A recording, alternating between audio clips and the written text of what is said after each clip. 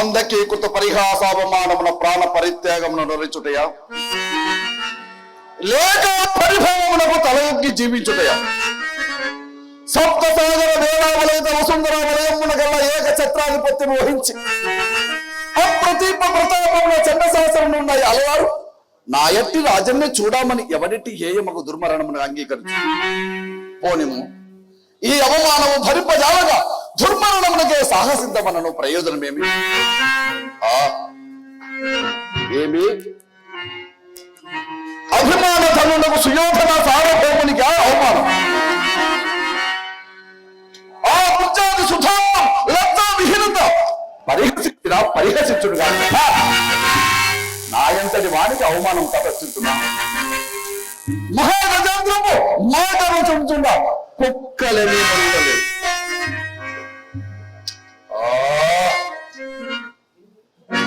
నేను ఎన్ని విధముల నా అంతరాత్మకు సరిపెట్టుకున్నాను. ఈ వార్త ఎట్లయినా నువ్వు లోకమున వెల్లడి కాకమా. నిరర్థకముగా దురత్త ప్రతిపాదనలు లోకులు అనేక విధముల తలంపకమా. అటు పిమ్మట నన్ను సందేహింపకను మానవు. సుయోధన సార్వభౌముని జీవితంలో ఈ కార్యక్రమ స్థానం ఏర్పడుతున్నారు.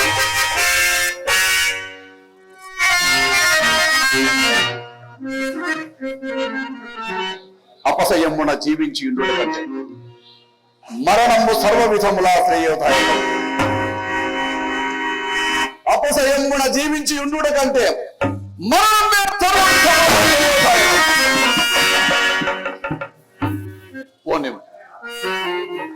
ప్రాణ పరిత్యాగానంతరం సడి తప్పున మానవీ మానవపతి చరిత్రమని రేపటి నుండి నా జీవితము ఈ లోకమున నాటక రూపముగా ప్రదర్శింపబడదా? కావున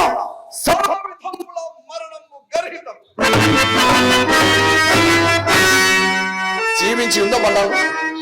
పరనాడి పరిహాస పంట కలంకిత జీవనున్ననై మనయున్నయో దుర్భరం.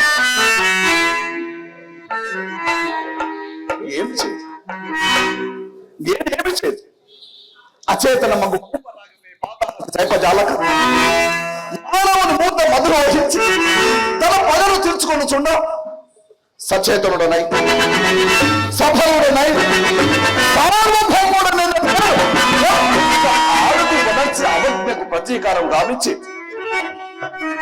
నా పౌరుషము స్థిరపరచుకొని జాలనే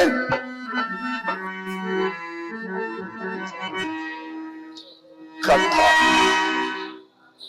నా అవమానములన్నిటికీ కారణమైనది ఆ మయసభయ కదా. నా క్రోధమును ఉనికి పట్టేనది ఆ మయసభయ కదా. నా జీవితంలో విషమ స్థితి ఆక్రమింపజేసినది ఆ మయసభయ కదా.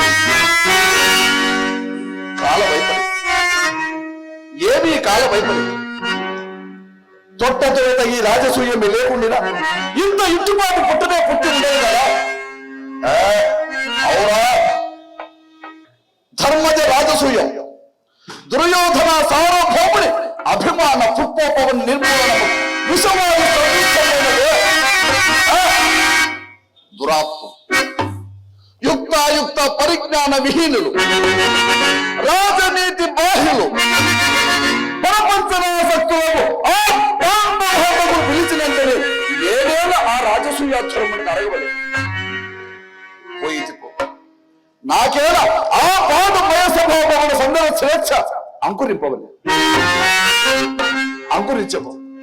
నేనేళ అన్నతో చిరిగారచ్చు అవాచ్యములకు అపమానకు లోనైతే ఆ సమయమున ఆ పాపించి పాంచాలి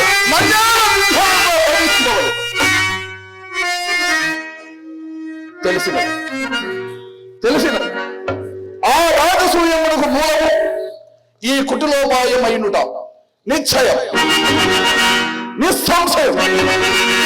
ఎంత మోసం, ఎంత కౌటిల్యం, ఎంత దుండగం!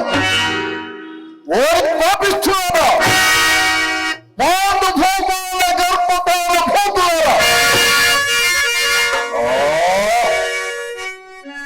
ఏమి నాగది అభిజాత్యమునందు దృష్టి సారింపక, ఆత్మ గౌరవమునందు గురి నిల్పక,